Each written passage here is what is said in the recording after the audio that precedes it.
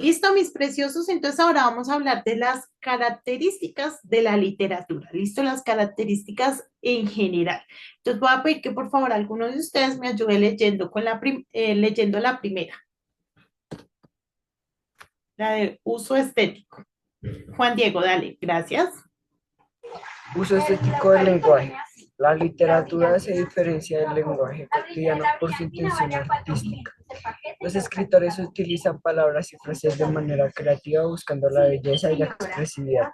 Esto implica el uso de figuras retóricas como metáforas, símiles y aliteraciones para enriquecer el significado y crear imágenes vividas. Muchísimas gracias, Juan Diego.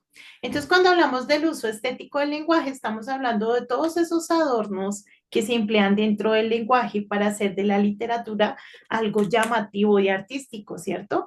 Entonces, se escribe así simplemente, sino que normalmente se busca adornarla para poder captar la atención del lector y también para poder transmitir, pues, lo que se quiere transmitir. Valga la redundancia. ¿Listo, hermosos? Vamos con la siguiente, que es la función, poética. Melissa, gracias. La literatura busca generar una experiencia estética en el lector, despertando emociones y sensaciones a través del lenguaje. Esto se logra mediante la musicalidad de las palabras, la creación de ritmo y la exploración de los significados ocultos del lenguaje. Muchísimas gracias. Entonces, cuando hablamos de la función poética, pues estamos hablando de esa capacidad de, mediante las palabras, poder expresar en su máximo esplendor los sentimientos y lo que se quiere transmitir. Ustedes saben que cuando uno está leyendo, pues claramente se necesita bastante descripción para que pueda eso transmitir, porque no es lo mismo cuando tú estás viendo que cuando estás en sí como tal leyendo, ¿listo? Entonces, para eso se utiliza mucho la función poética por el tema de la musicalidad, de los versos y de esos adornos que permiten pues que la información se transmita de la mejor manera. Vamos con la siguiente. ¿Quién me ayuda, por favor?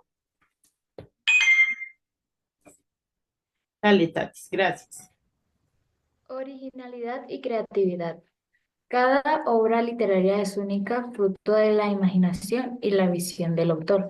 La literatura busca la innovación y la experimentación, desafiando las conversaciones y explorando nuevas formas de expresión. Muchas gracias. Aunque normalmente podemos visualizar que dependiendo del autor que escriba van a tener algunas características que ya están establecidas, cada obra es original porque cada tema es diferente, entonces su expresión va a ser diferente. Debemos saber que así como todos nosotros somos diferentes, pues transmitimos, sentimos y demás de forma diferente. Y eso se puede evidenciar también en la literatura. La siguiente, por favor. Gracias, Aleja. Reflejo de la realidad y la condición humana. Aunque la literatura puede crear mundos imaginarios, siempre está enraizada en la realidad y en la experiencia humana. Los escritores exploran temas universales como el amor, la muerte, la justicia, la libertad y el significado de la vida. Muchísimas gracias, Aleja. Entonces, hablamos también de que claramente, pues cada persona, por más de que escriba cosas que de pronto son un poco imaginarias o irrealistas, pues vamos a encontrar algo de realidad dentro de cada una de esas obras, porque pues somos personas reales que nos enfocamos en lo real para poder transmitir todo esto. Entonces, por más de que de pronto la obra sea de ciencia ficción, sea de algún tema complejo, siempre vamos a encontrar algo de realidad en esas obras. ¿Listo? La siguiente, por favor. Gracias, Gaby. Diversidad de géneros. La literatura abarca una amplia gama de géneros, cada uno con sus propias características y convenciones. Entre los géneros más importantes se encuentran la poesía, la narrativa, el teatro y el ensayo. Muchísimas gracias, Gaby. Entonces, claramente la literatura tiene diversidad de géneros, ¿no? Es decir, diferentes formas de escribir. Entonces, cuando hablamos de la poesía, estamos hablando de ese tema de versos, de la rima, de toda esta composición que hace que sea un texto literario estructurado. ¿Listo? Luego tenemos la narrativa que se trata de narrar. ¿Sí? Narrar una historia, narrar una experiencia, narrar un acontecimiento, narrar un conocimiento, ¿listo? Luego tenemos el teatro que se trata más o está más enfocado en el dramatismo, es decir, en el arte de dramatizar, de poder expresar, ¿cierto? De poder llevar esas palabras a una expresión para que pues sea más amplio lo que se quiere transmitir. Entonces hablamos de dramatizar los acontecimientos o lo que se quiere en este caso transmitir. Y por último tenemos el ensayo, que cuando hablamos del ensayo estamos hablando más de dar una opinión personal, de dar una opinión general y tener una perspectiva propia de algo que ya está establecido o de algo que ya está investigado. Y entonces con el ensayo yo lo que quiero es argumentar o expresar mi idea referente a un tema que ya está establecido. ¿Listo, chicos? ¿Hasta ahí preguntas? Listo. Entonces vamos con la última. Dale, Juan Diego, gracias. No, profe, sí, es que, pues, yo quería hacer una observación un poquito rara. Bueno, Es que en la imagen el niño tiene 3 piernas. Y ¿cuál 3 piernas? ¿Quién tiene 3 piernas, Juan? el niño que tiene el balón tiene 3 piernas, profe, vea. Ay, sí. Ya era eso nomás. Yo no me he dado cuenta, Juan Diego. Muy observador, Que, en porque el que muy observador, porque yo, ni idea. Qué raro. Bueno, esas son las imágenes de la IA. ¿Sí ven? La IA no, definitivamente no puede reemplazar al ser humano. Ahora sí, María Fernanda, ¿me ayudas por favor con el último? Vale, entonces, carácter histórico y social. La literatura se produce en un contexto histórico y social determinado y refleja los valores, creencias y conflictos de su época. Las obras literarias pueden servir como testimonio de la historia y como herramientas de crítica social. Muchas gracias. Entonces ya nos habían hablado del contexto, ¿cierto? Entonces ya nos habían dicho que el contexto es todo lo que pasa en general alrededor de esa obra. Las creencias, la cultura, la familia, lo que se está desarrollando, el gobierno, bueno, todo lo que esté alrededor de esa obra. ¿Listo? Hasta ahí preguntas, hermosos, aportes. Nada, listo. Entonces, porfa, Tatis, ayúdame poniendo el video, ¿listo?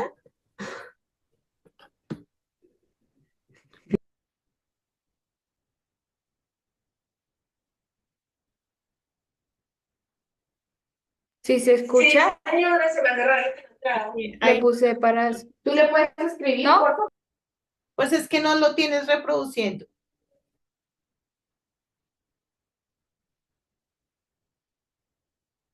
No, no se escucha, guapa.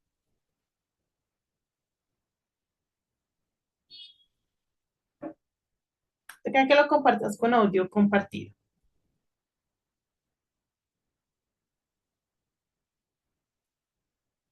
Bienvenido a ¿Qué es? En este vídeo te explico qué es la literatura, qué tipos hay y sus características. ¡Vamos a ello! La literatura utiliza el lenguaje, la imaginación y las figuras retóricas desde la subjetividad. Pero, ¿qué es realmente la literatura? La literatura es una de las bellas artes y una de las más antiguas formas de expresión artística, caracterizada, según el diccionario de la Real Academia Española, por la expresión verbal, es decir, que alcanza sus fines estéticos mediante la palabra, tanto oral como mayormente escrita. Sin embargo, nunca resulta fácil justificar qué cosa es y qué cosa no es literatura, ya que este se trata de un concepto construido históricamente, es decir, que se escribió literatura antes de que la idea de literatura existiera. así que su significado fue revisado y redefinido numerosas veces a lo largo del tiempo, y existen múltiples definiciones posibles. La literatura, en general, se caracteriza por lo siguiente. Consiste en el uso del lenguaje verbal con fines estéticos. Acude a herramientas retóricas. Aquello que en una época se entiende por literatura puede cambiar en la siguiente, incorporando o perdiendo textos a los que se consideraban canónicos. Y por último, que hoy en día se divulga y se reconoce más que nunca antes en la historia. Para finalizar, vamos a ver los tipos de literatura. Y es que la literatura se suele clasificar conforme a su época de producción o a las técnicas o recursos empleados. A grandes rasgos, podemos resumirlo en obras de literatura antiguas,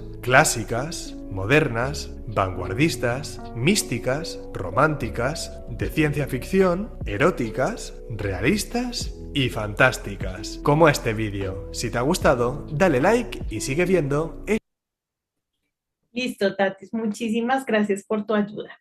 Bueno, mis hermosos, la invitación como siempre, por favor que ustedes ingresen a su módulo, lo revisen, ¿vale? Para que pues no se pierdan de ninguna información, todo lo que está ahí es importante. Entonces, para que por favor ingresen. Quisiera saber si tienen dudas, preguntas, algo que decir,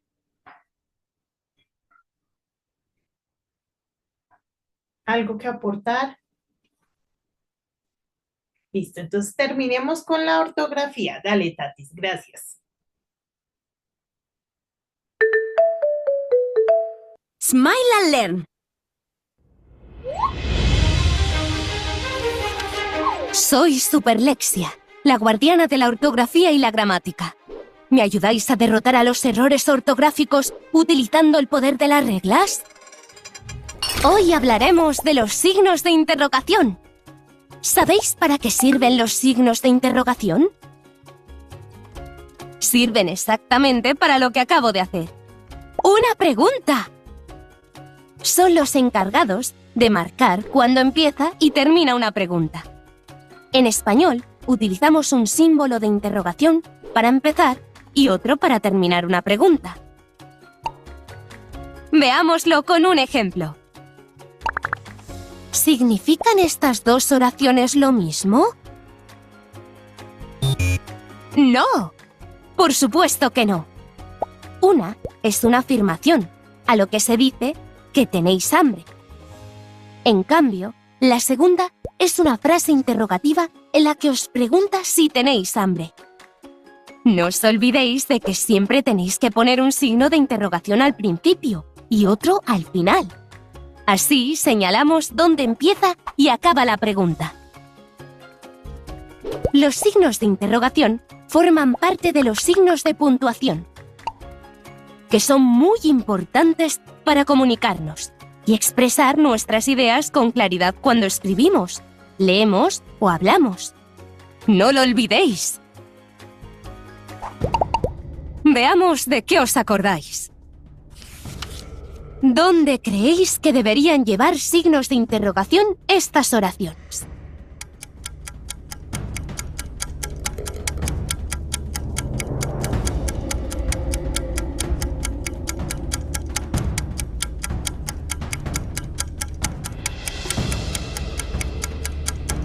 Fácil, ¿verdad?